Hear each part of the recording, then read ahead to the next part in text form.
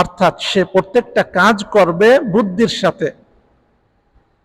এই জন্য আজকে বিভিন্ন বিষয় আলোচনা করব, বিশেষ করে কিভাবে একজন মানুষ তার বুদ্ধিমত্তার সাথে কাজ করলে সেই কাজটা আরো সুন্দর হয়, সহজে হয়, বা একজন বুদ্ধিমান মানুষের, একজন বুদ্ধিমান মুমিনের গুরুত্ব কত, বিভিন্ন ঘটনার মাধ্যমে আজকে জানার চেষ্টা করব। নবীদের ঘটনা, সাহাবীদের ঘটনা, বিভিন্ন ঘটনার মাধ্যমে আমরা জানার চেষ্টা করব। আমরা লোকমান হাকিমের নাম শুনছি।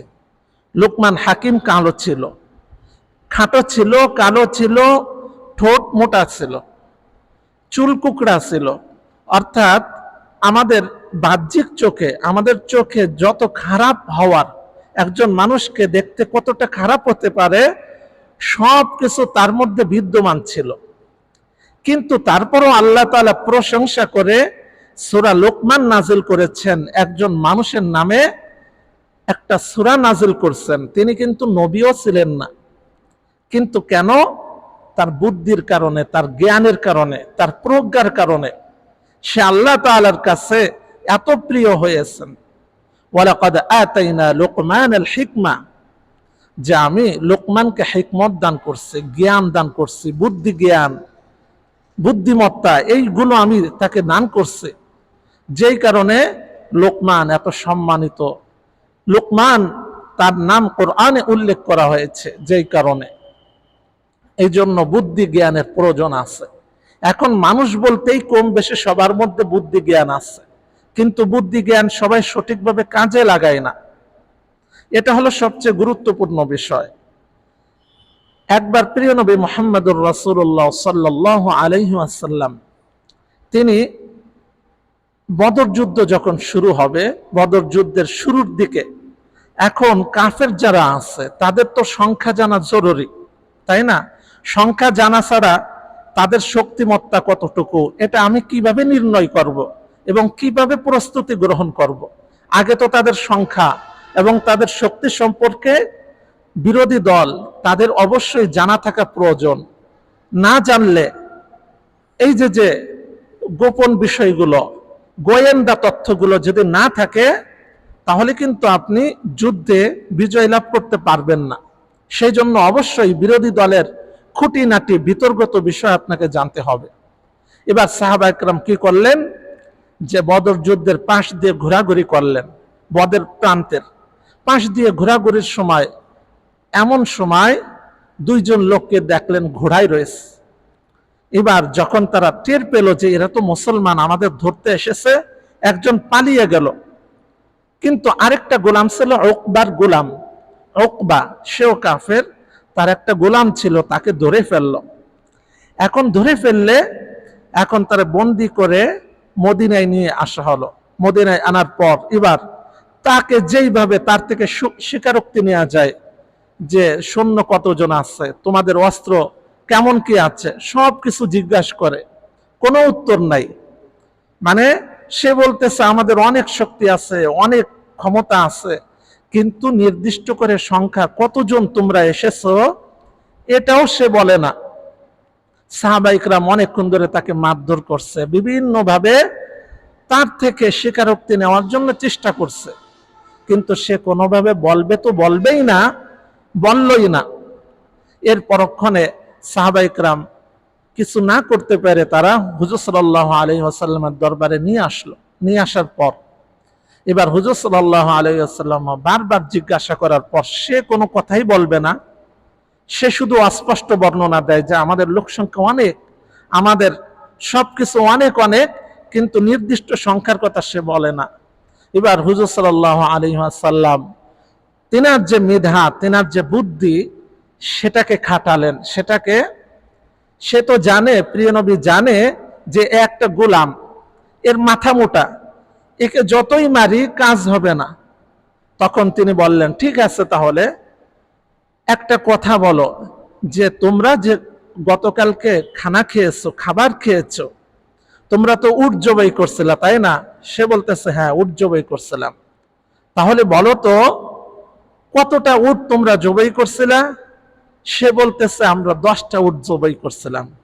এবার হুজুর সাল্লাল্লাহু আলাইহি ওয়াসাল্লাম বলতেছেন, তাহলে আমি জবাব পেয়ে গেছি যে একটা উটে খাইতে পারে 100 জন মানুষ। তাহলে হুজুর সাল্লাল্লাহু আলাইহি ওয়াসাল্লাম সেখানে ঘোষণা দিয়ে দিলেন, যেহেতু 10টা উট তারা জবাই করছে, তাহলে তাদের ওখানে 1000 লোক আছে। সুবহানাল্লাহ। এটা পরবর্তীতে যখন নাকি তাদের সাথে যুদ্ধে লিপ্ত হলো, বাস্তবিক পক্ষেই দেখা গেছে তাদের সংখ্যা 1000। তাহলে এই যে হুজুর সাল্লাল্লাহু আলাইহি ওয়াসাল্লাম তার থেকে যে তথ্য বের করবেন, এটা সরাসরি বললে সে কোনোদিন বলবেও না, মরে গেলেও বলবে না। কিন্তু হুজুর সাল্লাল্লাহু আলাইহি ওয়াসাল্লাম কৌশলে তাদের শক্তিমত্তা কতটুকু, সংখ্যা কতটুকু, এটা কিন্তু জেনে গেলেন, তাই না? এইভাবেই গোয়েন্দা তথ্য বের করতে হয়। যে যারা নাকি এই যে বিভিন্ন ধরনের বড় বড় গোয়েন্দা সংস্থার কথা আমরা শুনি, তারা এরকম ভাবে মাথা খাটিয়ে বুদ্ধি জ্ঞান দিয়ে বিভিন্ন গোয়েন্দা তথ্য আপনার ভিতরে ঢুকে আপনার মনের কথা বের করে আনবে। আপনি যে ধরনের লোক, সেই পক্ষে আপনার সাথে কথা বলবে। আপনি জীবনে তার সাথে কথা বলেননি, চলেননি, কিন্তু সে আপনি কোন দল করেন, আপনি কি করেন না করেন, সে আগের থেকে অন্য মানুষ থেকে জেনে আসবে। জেনে এসে আপনি যেই লাইনে কথা বলেন সে সেই লাইনে কথা বলবে, বিরোধী লাইনে সে কথা বললে আপনি তো বলবেন না। তখন আপনার বন্ধু সাজবে, আপনার মন মতো সে কথা বলবে, আপনি বুঝবেন যে সে আমার দলের লোক, তার থেকে প্রিয় কেউ নাই, একেই তো আমার দরকার। আপনার মনের কথা সব ঢেলে দিবেন, ঢেলে দেওয়ার পর দেখবেন সে এই তথ্যগুলো নিয়েই আপনার বিরুদ্ধে বিভিন্ন ধরনের, যতভাবে আপনাকে বিপদে ফেলানো যায় সমস্ত ধরনের বিপদে সে ফেলছে। তাহলে এইভাবেই মানুষ কাছাকাছি যায়, যে মানুষকে বিপদে ফেলে এবং তার যে গোপন খুঁটিনাটি কথাবার্তা, এই কথাবার্তা জেনে যায়। তাহলে প্রিয় নবী সাল্লাল্লাহু আলাইহি ওয়াসাল্লাম এই ঘটনায়ও দেখা গেছেন তিনি বুদ্ধির মাধ্যমে, জ্ঞানের মাধ্যমে ওই যে তার থেকে তথ্য বের করে আনছেন। এইভাবে বুদ্ধির যে মুমিনের যে বুদ্ধিগুলো আছে, এই বুদ্ধিকে খাটাইতে হবে। এরপরে হুজুর সাল্লাল্লাহু আলাইহি ওয়াসাল্লামের কাছে একদিন আসলেন একজন, এসে বলতেছে, আবু হুরায়রা রাদিয়াল্লাহু তাআলা আনহু বর্ণনা করেন এই হাদিসটা, যে একজন মানুষ এসে বলতেছে, হে আল্লাহর নবী, আমি আমার প্রতিবেশী যে আছে তার যে এত কষ্ট দেয়, আমাকে এত কষ্ট দেয়, এটা আমি সহ্য করতে না পেরে আপনার কাছে বিচার চাইতে এসেছি। এখন আমি কি করতে পারি? এখন আল্লাহর নবী সাল্লাল্লাহু আলাইহি ওয়াসাল্লাম বললেন, তুমি এক কাজ করো, যে তাকে যতই নসিহত করা হোক না কেন, তাকে যত বোঝানো হোক না কেন, সে তো বুঝতে নারাজ। তুমি এক কাজ করো, তোমার যে ঘরের মাল সম্পদ গুলো আছে, সব মাল সম্পদ গুলো তুমি মদিনার যে রাস্তা আছে এই রাস্তার উপর রেখে দাও। এবার তিনি তাই করলেন, সব মাল জিনিস মদিনার রাস্তার উপর রেখে দেওয়া হলো। এবার রাস্তা যখন ব্লক হয়ে গেল, ঘরের মাল সম্পদ রাস্তায় রাখা হলে মানুষ চলাচল করতে কষ্ট হয়, যানবাহন চলাচল করতে পারে না। তখন সবাই, এলাকার সবাই জড়ো হচ্ছে, কি হয়েছে তোমার, তুমি এমন কেন করছো, তোমার ঘরের মাল জিনিস সব বের করে আনছো, রাস্তার উপর রাখছো। এবার সে বলা শুরু করলো যে আমার প্রতিবেশী, সে আমার বাড়ির পাশের লোক, সে আমাকে কষ্ট দেয়, তাই নবী সাল্লাল্লাহু আলাইহি ওয়াসাল্লাম আমাকে এই মাল জিনিস নিয়ে রাস্তায় নামতে বলছেন। তখন এলাকার যারা আছে সবাই জড়ো হয়ে ওই ব্যক্তির সাথে সাথে সবাই মিলে ওই প্রতিবেশীর উপর লানত করতে শুরু করলো, অভিশাপ করা শুরু করলো, সবাই তার বদনাম বলা শুরু করলো। এখন ওই প্রতিবেশীর কাছে যখন নাকি কানে গেল এই কথা, তখন তো সে দেখলো যে অবস্থা তো খারাপ, বেগতিক, যে আমার নামে বদনাম হয়ে যাচ্ছে সারা এলাকায়, এখন কি করার, আর সবাই আমার বিরুদ্ধে অভিশাপ করতেছে। সাথে সাথে সে কি করলো, ওই প্রতিবেশীর হাত পায়ে ধরলো, ভাই তোমাকে আজ জীবনে আমি কষ্ট দেব না, তুমি ঘরে উঠাও, তোমার মাল সম্পদ গুলো সব ঘরে ঢুকাও, আমি আর তোমাকে কষ্ট দিব না। সে ওখানে তার কাছে মাফ চেয়ে, সবার সামনে মাফ চেয়ে, তারপরে তাকে আবার পুনরায় তার মাল জিনিসগুলো ঘরে ঢুকিয়ে দিল। এটা হলো বুদ্ধির পরিচয়। প্রিয় নবী সাল্লাল্লাহু আলাইহি ওয়াসাল্লাম যদি তাকে নসিহত করতেন হয়তো সে শুনতো না, কিন্তু প্রিয় নবী সাল্লাল্লাহু আলাইহি ওয়াসাল্লাম এমন কৌশল অবলম্বন করলেন, সে সহজেই ওই প্রতিবেশীর কাছে ক্ষমাও চাইলো, সাথে সাথে তার কাছে আর ভবিষ্যতে কখনো তাকে কষ্ট দিবে না বলে এই কথাও বলল। এই জন্য প্রিয় নবী সাল্লাল্লাহু আলাইহি ওয়াসাল্লাম এইভাবে বুদ্ধির মাধ্যমে মানুষকে সংশোধন করছেন, বুদ্ধির মাধ্যমে অনেক কিছু জেনেছেন। এই বুদ্ধি জ্ঞান আমাদের মাঝেও আছে, কিন্তু এটা সুপ্ত, গোপনীয়। আমরা যদি এটাকে ব্যবহার করি তাহলে আমার দুনিয়ার জীবন এবং পরকালীন জীবন উভয়টাই কিন্তু ভালো হবে, আমার জন্য সমস্ত সমস্যার সমাধান খুব সহজে হয়ে যাবে। যেমন একজন মুমিন বান্দা, সে অনেক সময় বুদ্ধি দিয়ে কাজ করে, বুদ্ধি দিয়ে আমল করে। যেমন আপনি মসজিদে ঢুকছেন, যেই ব্যক্তি ইতিকাফের নিয়তে ঢুকছে আর যেই ব্যক্তি ইতিকাফের নিয়তে ঢোকে নাই, দুইজনের সমান সময় ব্যয় হচ্ছে মসজিদের মধ্যে, হচ্ছে না? আপনিও আধা ঘন্টা বসতেছেন, সেও আধা ঘন্টা বসতেছে, কিন্তু সব কি সমান হচ্ছে? সব সমান হচ্ছে না। তাহলে এখানে বুদ্ধিমান কে? বুদ্ধিমান হলো যে ইতিকাফের নিয়ত করে মসজিদে ঢুকছে, সেই হলো বুদ্ধিমান। দ্বিতীয়ত, যে মসজিদে ঢুকলে নামাজ পড়তে হয়, তাহিয়াতুল ওযু দুখুলুল মসজিদ, যে মসজিদে প্রবেশের, যে আল্লাহ তাআলা আমাকে মসজিদে প্রবেশের যে তৌফিক দান করছেন, এর শুকরিয়াতান 2 রাকাত নামাজ পড়তে হয়। আবার ওযু করার পরও 2 রাকাত নামাজ পড়া, এটাও মুস্তাহাব, এটাও সওয়াবের কাজ, যে আল্লাহ তাআলা আমাকে ওযু করার তৌফিক দান করছেন, এটাও কি সওয়াবের কাজ। এমত অবস্থায় আপনি মসজিদে ঢুকলেন, ওযু করলেন, এসে আপনি এখন সুন্নাত নামাজ ছাড়া অতিরিক্ত নামাজ পড়ার আপনার সময় নাই। ধরেন জোহরের সময় আসছেন, 5 মিনিট সময় আসছে, এখন যদি আপনি দুখুলুল মসজিদ নামাজ পড়তে চান, তাহিয়াতুল ওযু যদি নামাজ পড়তে চান, এরপরে সুন্নাত নামাজ পড়বেন, আপনি কি জামাত পাবেন? জামাত পাবেন না। এখন আপনার করণীয় কি? এখন আপনি করবেন কি, ওই যে 4 রাকাত নামাজের সুন্নাতের নিয়ত করছেন না, সাথে সাথে ওই নিয়তের সাথে আপনি দুখুলুল মসজিদের এবং তাহিয়াতুল ওযু এই সমস্ত কিছু নিয়ত একবারে করে ফেলবেন। তাহলে আপনি পড়লেন 4 রাকাত, কিন্তু আপনার অতিরিক্ত আরো 4 রাকাতের সওয়াব আপনি পেয়ে গেলেন। বলুন সুবহানাল্লাহ। এটা হলো বুদ্ধি দিয়ে আমল করে। এটাকে কি বলে? বুদ্ধি দিয়ে আমল করা। যেমন নাকি আপনি খালে নেমেছেন, খালে তো গোসল করতে নামছেন, কিন্তু এখন খালে নামলেই আপনার যখন নাকি ওযুতে নিয়ত করা কিন্তু ফরজ না, ফরজ না। যখন নাকি আপনি খালে নামলেন, ওযুর নিয়তে নামলে সাথে সাথে ওযু তো হয়ে যাচ্ছে, গোসল করলে তো ওযু হয়ে যায়। এখন তাহলে আপনার ওযুর সওয়াবও কিন্তু পেয়ে যাবেন। কিন্তু আপনি যদি নিয়তটা না করেন তাহলে কিন্তু ওযুর সওয়াব পাবেন না। ওযু হয়ে গেছে ঠিকই, কিন্তু ওযুর কিন্তু সওয়াব পাবেন না। তাহলে আমাদের সব কাজ করতে হবে, এমনকি আমল করতে হবেও বুদ্ধির মাধ্যমে। বুঝছেন বিষয়টা? আমল করতে হবেও বুদ্ধির সাথে, এটা আমাকে করতে হবে। এই জন্য আপনি আপনার যত আমল আছে সবকিছু বুদ্ধি দিয়ে যখন করবেন, এই আমলের সওয়াব অনেক গুণ বৃদ্ধি পাবে।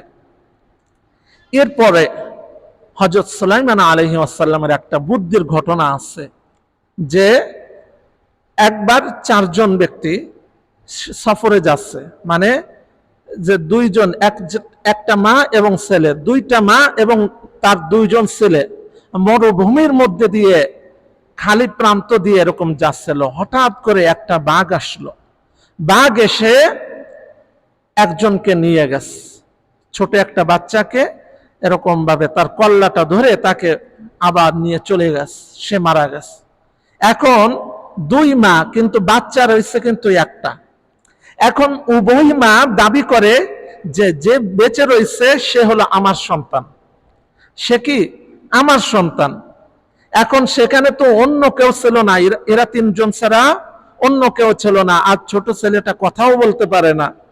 এখন এরকম ভাবে বারবার 2 জনে তর্ক বিতর্ক করতে করতে করতে করতে এক সময় হযরত সুলাইমান আলাইহিস সালামের দরবারে আসলো যে আমাদের বিচার করে দেন, এখন এই ছেলেটা কার। এখন ছেলে কথা বলতে পারে না, আর 2 জনেই দাবি করে এটা আমার।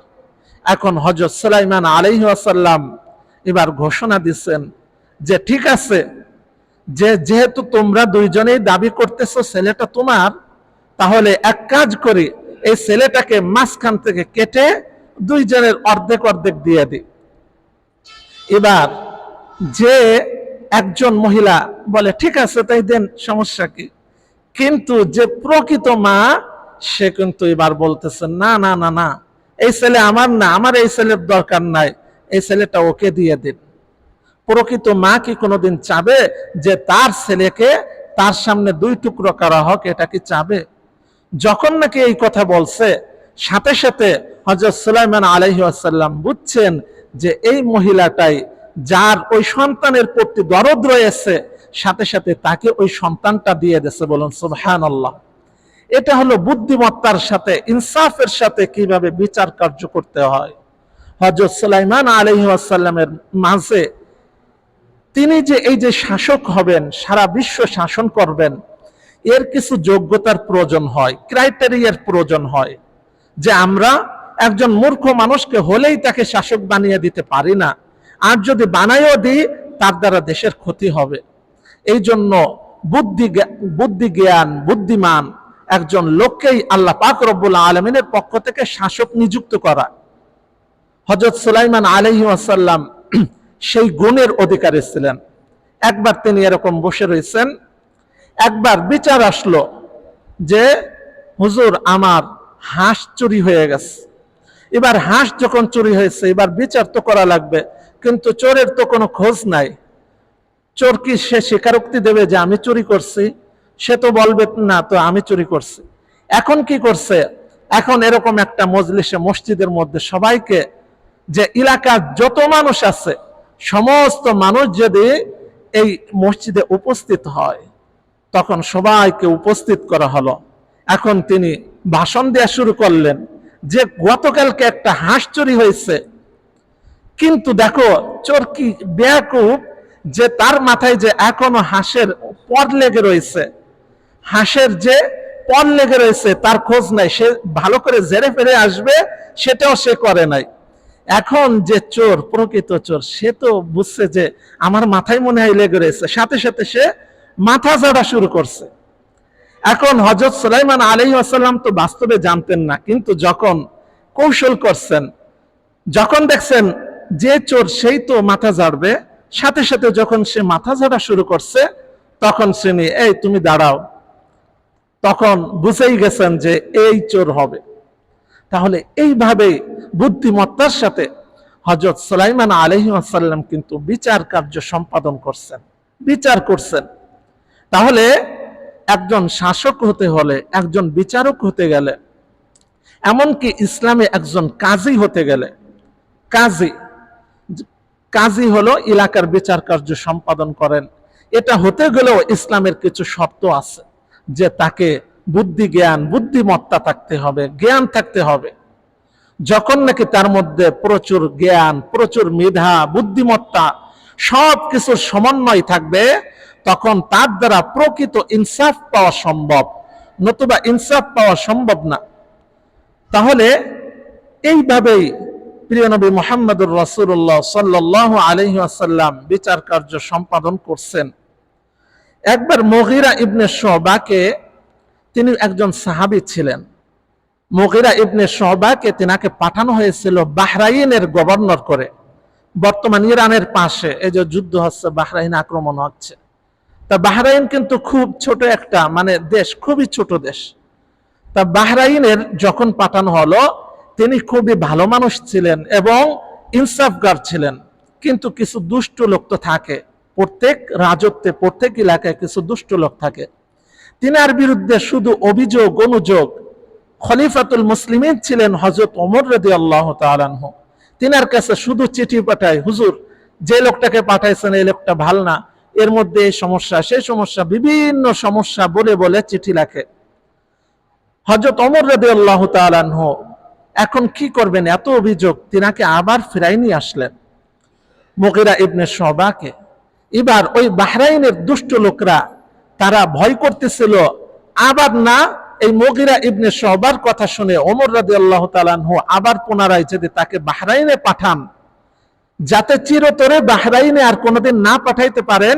এবার তিনার বিরুদ্ধে বিরাট একটি অভিযোগ আনার জন্য তারা কূটকৌশল করলো। সেই সমস্ত দুষ্ট লোকরা একত্রিত হয়ে 1000 দিনার 100 দিনার একত্রিত করলো। বিভিন্ন লোক থেকে একত্রিত করে এবার একজন মুরব্বীকে দেওয়া হলো, দুষ্ট মুরব্বী। ওই দুষ্ট মুরব্বীকে দিয়ে এবার হযরত ওমর রাদিয়াল্লাহু তাআলা আনহুর কাছে পাঠানো হলো। এবার সে ওমর রাদিয়াল্লাহু তাআলা আনহুর কাছে যে বলতেছে যে এই যে দেখেন, এই যে মুগীরা ইবনে শুবা যখন নাকি আমাদের শাসন করতেছিল, তখন সে আমাদেরকে ঘুষ দিয়ে দিয়ে দেখেন, এই যে আমাকে 100 দিরহাম 100 দিনার ঘুষ দিচ্ছে, দেখেন এই যে দেখেন, এই যে ঘুষ দিছে, এইভাবে আমাকে ঘুষ দিচ্ছিল, আমি এটা ফেরত দিতে আসছি। এখন যখন নাকি দুর্নীতির অভিযোগ আনবে, ঘুষের অভিযোগ আনবে, সবাই বলুন আমিন।